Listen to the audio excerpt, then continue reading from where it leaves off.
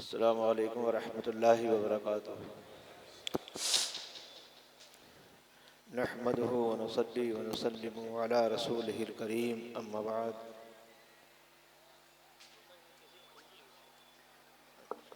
ये किसी का कोई जेवर गिरा, इनको मिला, इसका ऐलान कर दिया कि इसका ले लेगा क्या है कहीं।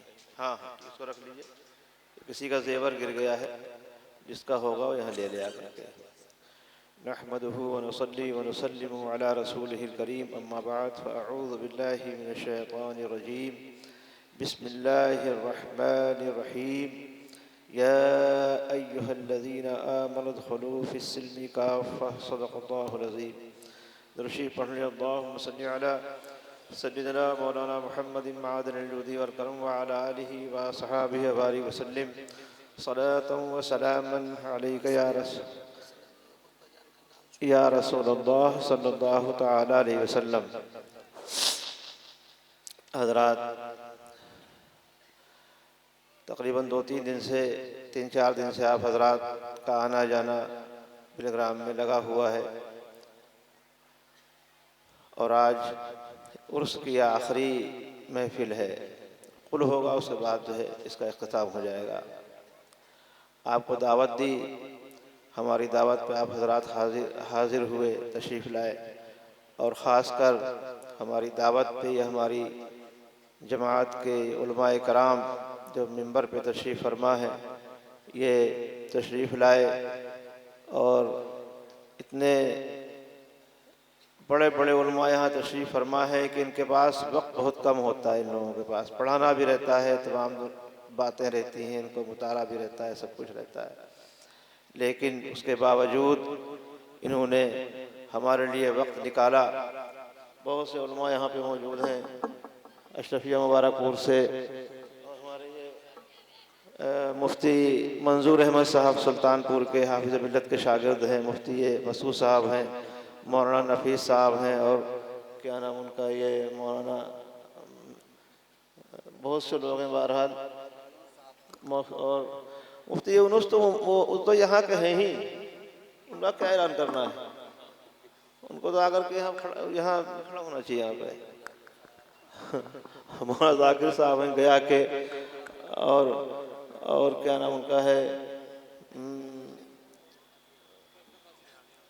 हाँ, मुफ्ती नाज़िम अली साहब हैं। बहरहाल बहुत से लोग हैं, इनके नाम में कहाँ तक नूर। ईसा बाबा हमारे बम्बई से तशरीफ़ लाए हैं। मौलाना मुजम्मिल कलकत्ता के बैठे हुए हैं। बहुत से उलमाए किराम हैं, अगर मैं नाम गिराना शुरू करूं तो शायद असर का वक्त हो जाएगा।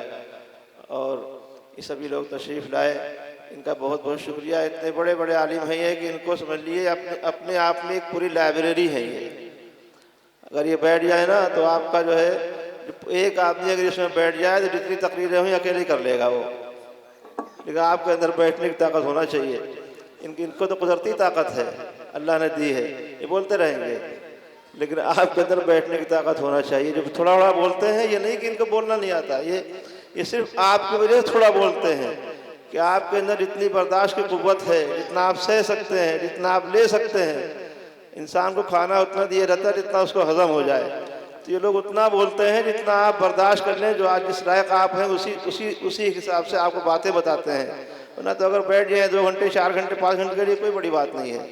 इतनी हदीसें इनको याद हैं, इतने बाकी याद हैं। मुफ्ती मसूद साहब हैं, मौलाना मंजूर साहब हैं, मौलाना नफीस हैं, मुफ्ती नाजिम वगैरह ये सब बैठे, मुफ्ती फैजुल हक साहब बैठे हुए हैं। ये सब अगर बैठ जाए 4-5 घंटा ही लोग बोल रहे हैं, कोई इनके लिए बड़ी बात नहीं है।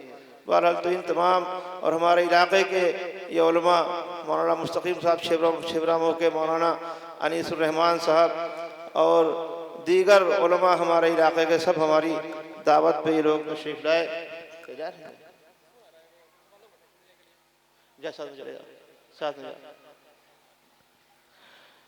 सब दावत में तशरीफ़ लाए, और ये सभी लोग जो मैंने नाम लिए हैं अपने इलाके के, बहुत अच्छा काम कर रहे हैं इलाके में, और सुन्नियत का काम कर रहे हैं। इन सबका बहुत बहुत शुक्रिया। ये सभी लोग तशरीफ़ लाए, आप हज़रात का बहुत बहुत शुक्रिया। उर्स का बुलाने का मकसद आप जानते हैं यहाँ पे क्या है? यहाँ पे आपको बुलाते हैं, दावत देते हैं, बुलाने का मकसद क्या है? जितने भी आरास होते हैं, जब उन लोगों को बुलाया जाता है उसका मकसद ये होता है कि पीर की बारगाह में, अपने मुर्शिद की बारगाह में, अपने जो सिलसिले के बुजुर्ग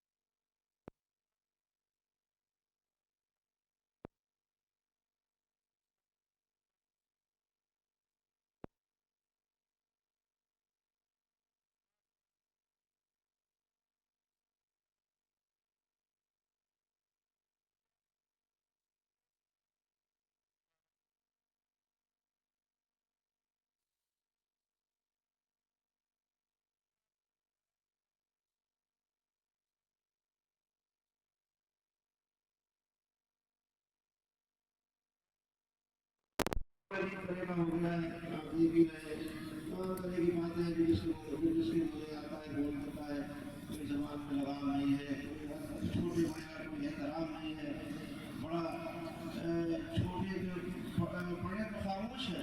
मैंने देखा ये अंदाजा लगाया इसकी साहब बड़े खामोश है और छोटे से बड़ा नजर आ रहा है। वरना बहुत सी मैंने बचपन में मैंने अपने घर में देखा है जिस तरह से बड़ों का एहतराम कराया गया। आज खानदानों का भी अजीब हाल हो गया है। छोटे उनके अंदर इतना शऊर नहीं है कि बड़ों का एहतराम किस तरह से किया। उसकी वजह ही है कि हमारे बड़े अपने छोटों को बताते नहीं हैं। अपने छोटों को बताते नहीं है। मैं कई दफ़े ऐसा हुआ कि बाहर कोई आया और कोई बात हो गई, मेरी वालदा ने सख्ती से कहा कि जाओ माफ़ी मांग के आओ। जब तक माफ़ी नहीं मांगी उन्होंने मुझसे बात नहीं की। मेरे अपने साथ हुआ। तो अब वो जब वो ऐसा होता तो वो बात दिमाग में रहती कि बड़े हैं, मेरी माँ ने माफ़ी मंगवाई थी, अब ऐसी गलती नहीं होना चाहिए। और ये सब चीज़ें बिल्कुल ख़त्म हो गई। बल्कि और बताया जाता है कि आप कोई आ जाए खड़े मत होइएगा, मौलाना आ रहे हैं आपसे छोटे हैं, खड़े मत होइएगा। अरे आप ये सोच के, कोई आलिम अगर आए हैं तो ये सोच के मत खड़े होइए कि ये फला है। आप ये सोच खड़े होइए कि आलिम दीन है, मैं इनकी इज्जत कर रहा हूँ, है ना। लेकिन अजीब तरह का माहौल हो गया। अभी एक दिन मैं बैठा हुआ था गाड़ी में और ये मौलाना अब्दुल करीम या पता नहीं कोई थे। मैं पीछे, अक्सर पीछे बैठ जाता हूँ, पीछे तकिया लगाया सबसे पीछे वाली सीट पे, और वो थोड़ा आराम मिलता वहाँ पे। तो ये लोग कोई मोबाइल लगाए हुए थे, उस पर कोई तकरीर आ रही थी। कोई लड़का बोल रहा था, और वो अब बताए ठीक है, आप मेरे यहाँ मुरीद हैं, ठीक है, अच्छी बात, मुरीद हैं। अब इसका ऐलान किया जाए कि वो मेरे यहाँ मुरीद हैं। अब मुरीद हैं तो क्या किया जाए? कदम चूम ले, हाथ चूम ले, आप क्या बताइए, सर काट के रखते क्या करें, है ना। अब वो कह रहा, वो फला अल्लामा शाह लुत्फुल्लाह बिलग्रामी मुरीद थे, और अल्लामा मीर गुलाम अली आज़ाद बिलग्रामी मुरीद थे, अल्लामा शाह बरकतुल्लाह अलैहि रहमा मुरीद थे। तो मैंने कहा ये क्या बोल, जब मैंने सुना तो उसके बाद आकर के तो पूछा नहीं कौन है क्या है, लेकिन जब मैंने किताबें उठाई मैंने कहा देखूं ये है क्या, तो पता चला कि सैयद शाह लुत्फुल्लाह बिलग्रामी रहमतुल्लाहि ताला अलैह कालपी शरीफ से मुरीद नहीं थे। कालपी शरीफ से हमारे खानदान का कोई आदमी मुरीद नहीं, कोई बुज़ खलीफा है, मुरीद कोई नहीं। सैयद शाह लुत्फुल्लाह बिलग्रामी, सैयद हाफिज सैयद ज़ियाउल्लाह बिलग्रामी, जो कि सैयद मुर्तज़ा ज़बीदी साहिब ताज अरूस के दादा होते हैं, वो मुल्ला जीवन अलैहि रहमा के शागिर्द थे, अमेठी में पढ़ते थे। वहीं पे शेख यामीन अमेठवी रहमतुल्लाह अलैह उनसे मुरीद थे। और फिर उसके बाद वहाँ से पढ़ने के बाद कालपी शरीफ गए और सैयद मीर मोहम्मद कालपी रहमतुल्लाह अलैह इसके से कुछ उन्होंने पढ़ा, और पढ़ने के बाद उनसे खिलाफत हासिल की। मुरीद नहीं, सिर्फ खलीफा थे। सैयद शाह लुत्फुल्लाह उर्फ शाह बिलग्रामी बहुत पाए के बुजुर्ग हमारे ख़ानदान के हैं। 6 महीने कुछ खाते नहीं थे, यूँ ही सजदे में पड़े रहते थे। इनकी तारीख़ है, बहुत वाक़यात इनके इस तरह के, करामतें इनकी हैं। तो ये मुरीद थे शेख मोहम्मद आज़म बंगाली रहमतुल्लाह अलैह। उसके बाद राजा के यहाँ नौकरी करते थे, उसका काफिला आ रहा था, कालपी में रुका, कालपी शरीफ में, और मालूम हुआ कोई खानका है तो वहाँ चले गए। मीर अहमद साहब कालपी रहमतुल्लाह अलैह तशरीफ़ फरमा थे और उन्होंने देखा कि ये आए हैं। जब सैयद शाह लुत्फ़ुल्लाह का चेहरा देखा, मीर अहमद साहब ने फरमाया कि तुम मुझसे मुरीद हो जाओ। तो आपने फरमाया कि मैं मुरीद तो हूँ, लेकिन आगे किसी बात के लिए मैं सोचूंगा। चले गए, रात में लेटे तो अल्लाह के रसूल सैयद आलम सल्लल्लाहु ताला अलैहि वसल्लम की बशारत हुई और फरमाया कि जाओ मीर अहमद से जो भी लेना हो ले लो जाकर। सवेरे सवेरे उठे, मीर अहमद साहब अलैहिर्रहमा की बारगाह में पहुँचे, आपके हाथ पे तालिब हुए और आपने खिलाफत अता की और जो भी दिया हो तो वो जानते हैं। उसके बाद सैयद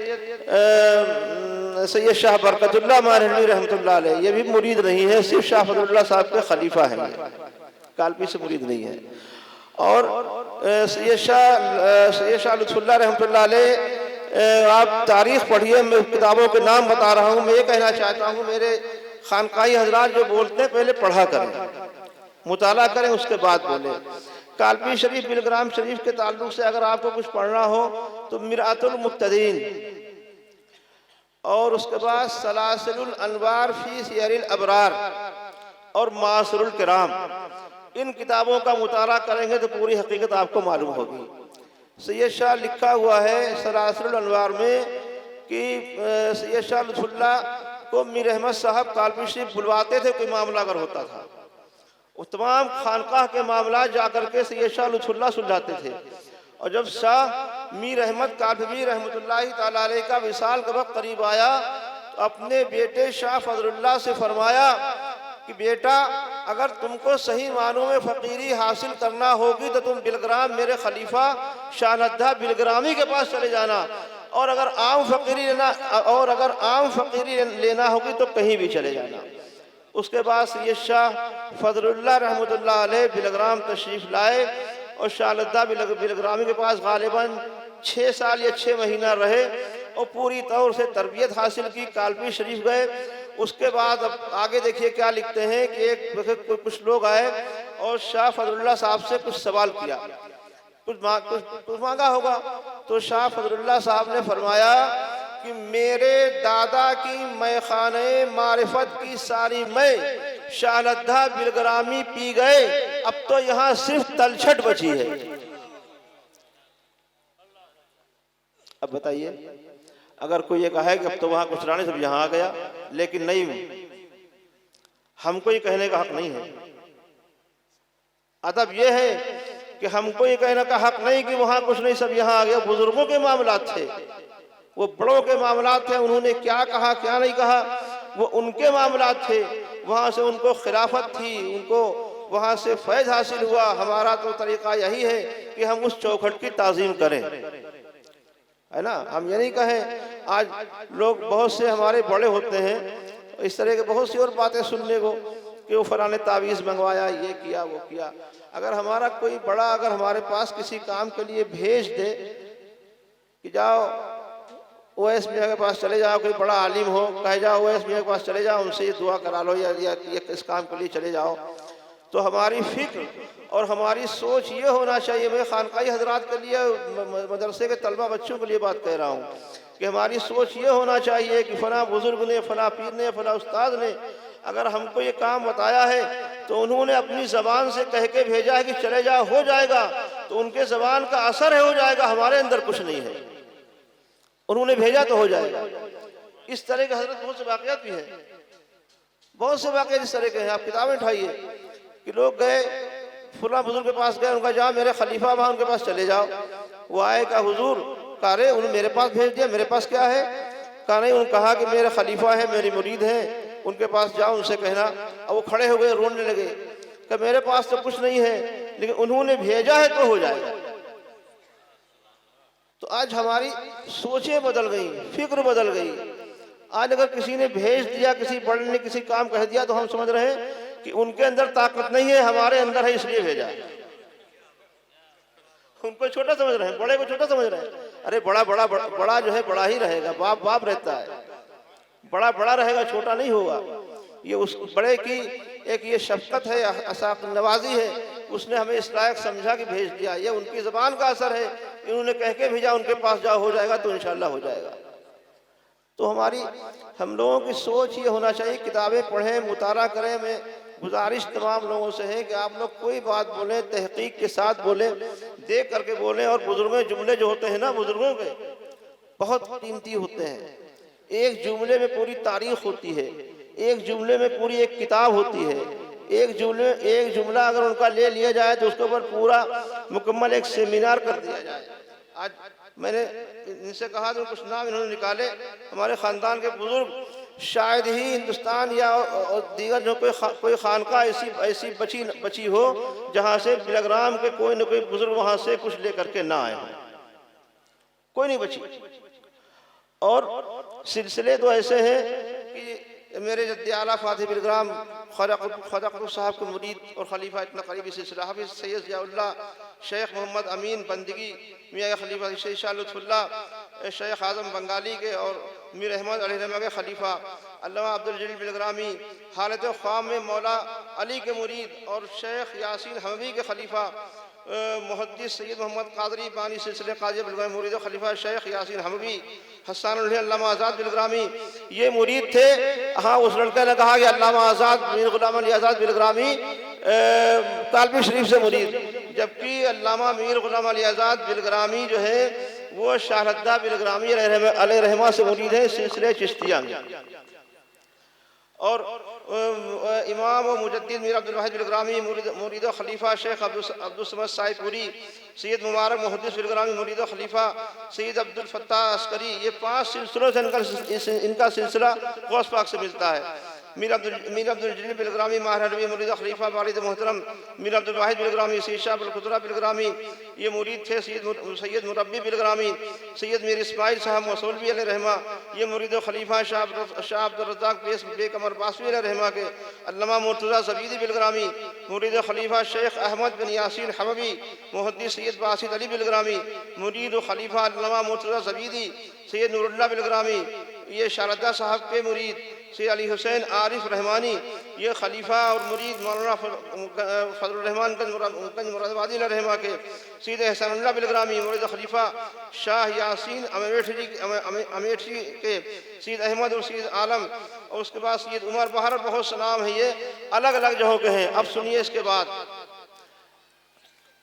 मुमाकी जो है ना जाति सारे फूलों से शहद लेती है, कहीं गुलाब के फूल से लिया, कहीं बेले के फूल से लिया, कहीं चमेली से लिया, कहीं नीम से लिया, कहीं आम से लिया, और जो इकट्ठा करती है तो शहद बनता है ना, शहद बनता है।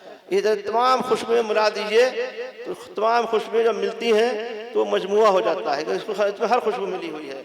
और बड़े लोग जो एक जुमला बोलते हैं ना, उनका जुमला बहुत भारी होता है, सुनने में तो बड़ा हल्का लगता है। ताजुश शरिया ने बम्बई, तो मैंने बहुत कम नाम छूटे हैं, कम से कम अगर नाम लिखे जाए हजरत पूरी किताब होगी जो मुरीदो खलीफा बिलग्राम के हैं। शायद ही कोई खानका बिलग्राम के 800-900 साल में जितने बुजुर्ग हुए बड़े बड़े, हर जगह से बिलग्राम के बुजुर्ग जो है वहाँ से जुड़े हुए हैं। तो एक जुमला बुजुर्गों का बहुत माने रखता है। जब मैंने ये पढ़ा कि इतने लोग थे, मेरी एक जुमले पे नजर गई, और जुमला किसका था? ताजुश शरिया का। वो जुमला किसका था?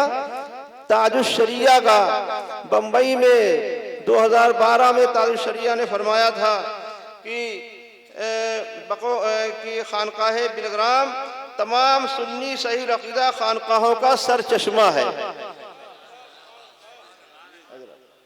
ना, ऐसा आपने सुना होगा। ताजुश शरिया फरमाया था, कहीं के लिए नहीं कहा, बिलग्राम के लिए तमाम सुन्नी सईद अकीदा खानकाहों का सर चश्मा है खानकाह बिलग्राम। वो किस लिए कहा था? मैंने आपको नाम सुनाए हैं, यानी हर जगह से फैज ला करके यहाँ इकट्ठा किया, इसको एक चश्मा बना दिया। अब जहाँ का फैज चाहे बिलग्राम में मौजूद है। और दूसरी बात ये, लोग कहते फैज जानते भी हैं। अरे फैज जानते भी हो, फैज है क्या? कह रहा हूँ फैज बंद कर दे, बटन दबा दे। अरे फैज बंद करना, फैज जारी करना कोई आसान होता है? आसान काम नहीं है। और फैज जारी तो कर सकता, बंद बिल्कुल कर ही नहीं सकता। और फैज जारी कब हो सकता है? फैज़ उस वक्त जारी होगा जब सिलसिले का पूरा सलूक तय कर ले, और सिलसिले का सलूक तय करके उससे आगे मंजिल में कदम रखे। उस वक्त जाकर के बंदे के अंदर ये ताकत पैदा होती है कि तसर्रुफ डाल के वो किसी के दिल को बदल सकता है। और अगर ये चीज़ नहीं है, हाँ वो बात अलग की हम बुजुर्गों की चौखट पे बैठे हैं, कोई बात आ जाए तो ये बुजुर्ग हमारी लाज बचा ले, हमारी लाज रखें और रखते हैं लाज। तो फैज़ बंद तो कर ही नहीं सकता है। बुजुर्गों का फैज़ क्या है? फैज़ बंद नहीं हो सकता है। हाँ वो बात अलग की है कि सल्ब कर लिया जाता है किसी एक शख्स से। अगर वो अहल नहीं है, अगर वो अहल नहीं है तो बहुत से लोग मसलूबुल इल्म हो जाते हैं, मसलूबुल फैज़ हो जाते हैं। तो किसी एक शख्स को जो उसका अहल नहीं, उसका इल्म सल्ब कर सकते हैं, खींच सकते हैं, ले सकते हैं किसी वजह से, लेकिन आम तरह से बुजुर्गों का फैज़ कोई रोक नहीं सकता है। तो ये सब चीज़ें हैं। तो मैं गुजारिश करूँगा कि आप जब भी कोई बात बोलें, पढ़ी लिखी तौर से बोलें। बहुत से अभी सरार गए थे अपने एक यूनिवर्सिटी में एडमिशन लेने के लिए, एक साहब वहाँ मिले तो बहुत सी बातें उन्होंने की, इसी तरह की बातें की कि आपके यहाँ लोग पढ़ते नहीं, मुताला नहीं करते हैं, ऐसे बोलते रहते हैं। इतराज़ वो कह रहा था मुताला नहीं करते हैं, तारीख़ी मालूमात नहीं है। और बहुत सी बातें उसने ऐसी बताई बिलग्राम के ताल्लुक़ से। उसने पूछ दिया इनसे कि आप बिलग्राम के हैं, आप जानते हैं कि अल्लामा आज़ाद बिलग्रामी को हस्सानुल हिंद खिताब कहाँ से मिला? अब ये चुप। कहा कि आप बता सकते हैं कि आला हजरत की शायरी में कौन सी खास बात है जो इतनी मकबूल है? उनका इश्क़ रसूल। तो उसने जवाब दिया इश्क़ रसूल में डूब के तो हर शायर लिखता है। उसने पूछा आप जानते हैं हिंदुस्तान में अरबी का साहिब दीवान शायर सबसे बड़ा कौन है? तो उसने बताया कि हिंदुस्तान में अरबी का साहिब दीवान सबसे बड़ा शायर अगर कोई है तो अल्लामा मीर गुलाम अली आज़ाद बिलग्रामी है, जिन्होंने तकरीबन 12,000 अशार अरबी में कहे, 5,000 अशार फारसी में कहे। और कहा जब इन्होंने कसीदा लिखा, सरकार की बारगाह मदीना शरीफ में बैठ कर कसीदा लिखा, और वह कसीदा जब फैला चारों तरफ गया, इधर उधर गया, और जाने के बाद वो यमन का एक बादशाह था उसके पास पहुंचा। और जब वो कसीदा लाया गया और दरबारी बैठे सब, और बैठ के वो कसीदा पढ़ा गया, उसने सुना तो वो रोने लगे सब। और उस बादशाह ने उस वक्त तमाम उलमा वहाँ मौजूद थे, सबके सामने खड़े होकर कहा अरे ये तो हिंदुस्तान के हस्सान है, ये हस्सानुल हिंद है ये शख्स। तो उस यमन के बादशाह ने इनको हस्सान का खिताब दिया। एक गैर बता रहा है, उसकी वजह क्या कि हम पढ़ते नहीं, मुताला नहीं हमारा है। तो कम से कम अगर कुछ नहीं है, हम दूसरों अपने जो ख़ानदान के बुजुर्ग हैं उनकी ही ज़िंदगी को हम पढ़ लें और देखें कि उनके तरीक़े क्या थे, उनका रख रखाव क्या था, वो कैसे मिलते थे, कैसे बैठते थे, किस तरह से लोगों से उनके राब्ते थे, अपनों से कैसे मिलते थे, गैरों से कैसे मिलते थे। और खानकाही निज़ाम भी यही था कि इंसानियत के पैगाम को आम करो, ताकि जो है लोग एक दूसरे के शर से, एक दूसरे के खौफ से जो है वो बचे रहें। यही एक खानकाहों का काम था मुसलमानों। और आज ज़ाहिर बादशाह बहनी से बयान किया कि लोग खानकाहों का नाम सिर्फ ये एक इमारत रह गया है, अब खानकाहियत जो है वो बची नहीं है। मैं कह रहा था कि सिलसिले का सलूक तय करना पड़ेगा। और सलूक कैसे तय होता मालूम है? सलूक तय करने के लिए तमाम मुरग़्ग़न ग़िज़ाएँ और ये तमाम लजीज़ खाने ये छोड़ना पड़ेंगे। हवाई जहाज़ के सफ़र छोड़ना पड़ेंगे बाबा। ये 5 स्टार 3 स्टार होटल छोड़ना पड़ेंगे। मस्जिद का एक गोशा, एक कोना पकड़ना पड़ेगा, तब जाकर के सलूक तय होगा। सलूक तय करना आसान नहीं है, ये उलमा इकराम बैठे हैं जानते हैं। एक एक मिनट की वहाँ पे कदर है सलूक में। आपको असर से मगरिब तक क्या करना है, मगरिब से इशा तक क्या करना है, इशा के बाद पूरी रात क्या करना है, आपको आधे आधे घंटे का 10 मिनट का उसमें सब दिया हुआ कि ये करना है, ये करना है, ये करना है। किताबें मौजूद हैं, एक जगह से आप हिल नहीं सकते अगर सलूक तय करने के ऊपर आ जाए। हाँ वो बात अलग की है, कोई अब तो मुझे बहरहाल होंगे लोग, ऐसा नहीं है, अल्लाह वाले होंगे, कुछ लोग नज़र डाल देते हैं, दिल की दुनिया बदल जाती है, तो वो तो एक अलग की बात हो गई। लेकिन अब अगर आप देखें सुलूक कैसे देखेगा तो कोई आसान काम नहीं है। तब जा कर के इंसान जो मुँह से निकालता है अल्लाह उसको पूरा कर देता है ना। तो आप बात करें या कुछ कोई बात कहें तो पहले उसको गौर कर लें कि हम क्या बोल रहे हैं, इसका असर क्या होगा। अपने बुज़ुर्गों को देखें, हमारे लिए हर बुज़ुर्ग लायक़ ताज़ीम है। सबका, किसी सिलसिले का बुज़ुर्ग हो, कोई बुज़ुर्ग हो, सबका एहतराम बहुत ज़रूरी है। कहा जैसे आप सुना होगा आपने कि बाअदब बानसीब, बेअदब बेनसीब। जो अदब करता है वो महरूम नहीं रहता है, और बेअदब जो है वो महरूम हो जाया करता है। तो अदब के दामन को हाथ से न छोड़ें। किसी खानकाह में जाएं, किसी बुजुर्ग के यहाँ जाएं, उनकी चौखट को चूमें और उनसे यही रहे कि इनकी नज़र पड़ जाए, हमारे दिल की दुनिया बदल जाए। यही एक सवाल लेकर के जाइए कि इनकी एक नज़र हो जाए तो कि हमारा बेड़ा पार हो जाए। कोई खानकाह हो, किसी सिलसिले का हो, सबसे अक़ीदत, सबसे मोहब्बत और सबकी इज़्ज़त, सबका इज़्ज़त एहतराम बहुत ज़रूरी और लाजिम है।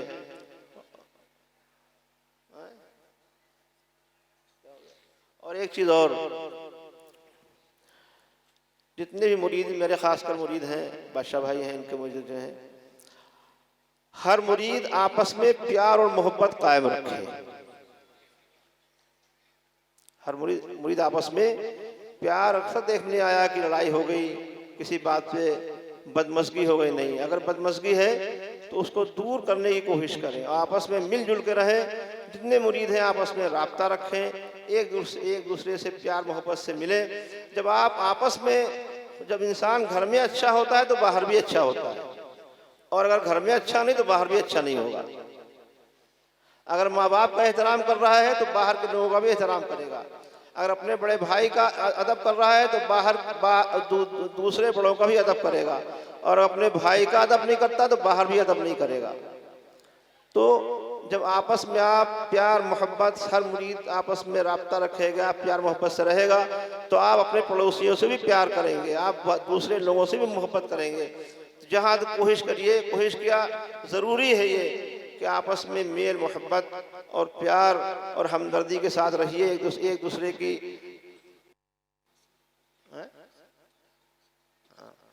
एक दूसरे की दिलजोई करते रहिए, और एक दूसरे को जो है एक दूसरे के लिए सहारा बनिए।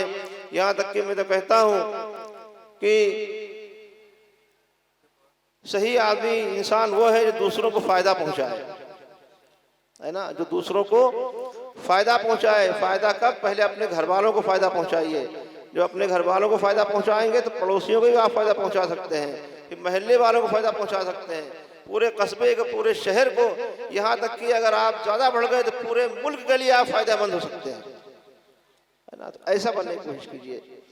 और सबसे आखिरी बात, अब कुल का वक्त करीब है, कि मसलके आला हज़रत पे मजबूती से कायम रहें। मसलके आला हज़रत पे मजबूती से कायम रहे।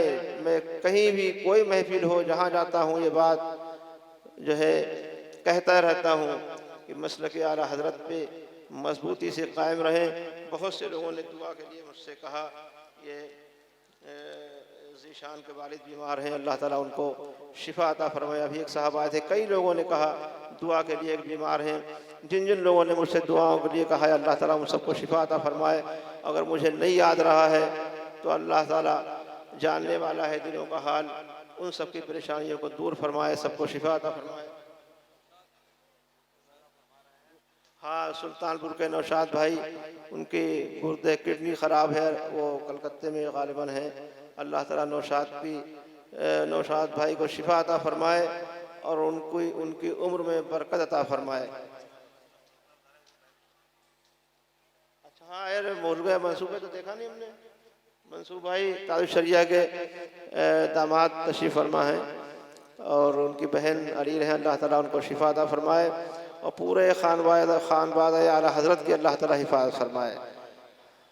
ये किताब है नूरुल हिदायत फ़ी हिफ़्ज़िल अक़ाइद, नूरी अक़ीदे। ये किताब नूरुल हुदा क़ादरी ऐनी, सज्जाद नशीन आस्ताने सरकार क्या है कलकत्ता, बानी खानक़ाह आलिया बैतुल अनवार गीवाल बीघा गया बिहार, मुबीनुल फ़राइद फ़ी सिराजिल अक़ाइद, अक़ाइद अहले सुन्नत और फ़िरक़ाए जदीद के बातिल नज़रिए। और इसको जो है वो किया है मुफ्ती डॉक्टर मोहम्मद यूनुस रज़ा ने, जो कानपुर के काजी शहर हैं, और इसको शाये किया है नाशिर है इसके हज़रत शाह मोहम्मद बुरहानुल हुदा मिसबाही क़ादरी, इन्होंने शाये किया। अल्लाह ताला इस किताब को लोगों को इससे हिदायत नसीब फरमाए और लोग इसको पढ़ें, इससे नसीहत हासिल करें, और इनकी मुफ्ती यूनुस की और इनकी बुरहानुल हुदा की कोशिश को अल्लाह ताला कबूल फरमाए। ये किताब है बुस्तान हदीस नबवी सल्लल्लाहु तआला अलैहि वसल्लम, ये हदीस शरीफ हैं। इनको मोहम्मद हसीब खां क़ादरी ने जो है ये हदीसें इकट्ठा की हैं, इनको पूरी वजाहत की है। अल्लाह ताला इससे लोगों को नफ़ा पहुँचाए और इनकी इस काविश को कबूल फरमाए। और दूसरी किताब इनकी यह है शादी और इस्लामी अहकाम। शादी ब्याह में तमाम लोग फजूल खर्चियाँ करते हैं, बेजा पैसे खर्च करते हैं, उसके ताल्लुक से कि आप किस तरह से शादी ब्याह करें। डीजे ले आते हैं 25,000 50,000 का।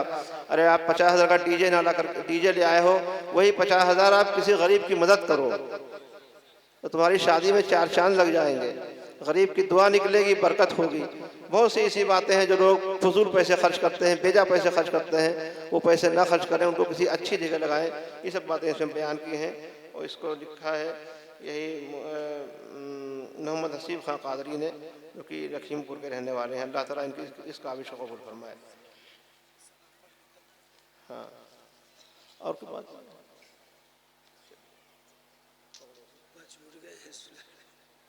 अरे हाँ, हमारे असलम वो बैठे हुए हैं खनका और सईद मियाँ खनका वाहिदिया से तशरीफ़ लाए। इनका बहुत बहुत शुक्रिया। असलम मियाँ साहब का बहुत बहुत शुक्रिया, मंसूब भाई का बहुत बहुत शुक्रिया। और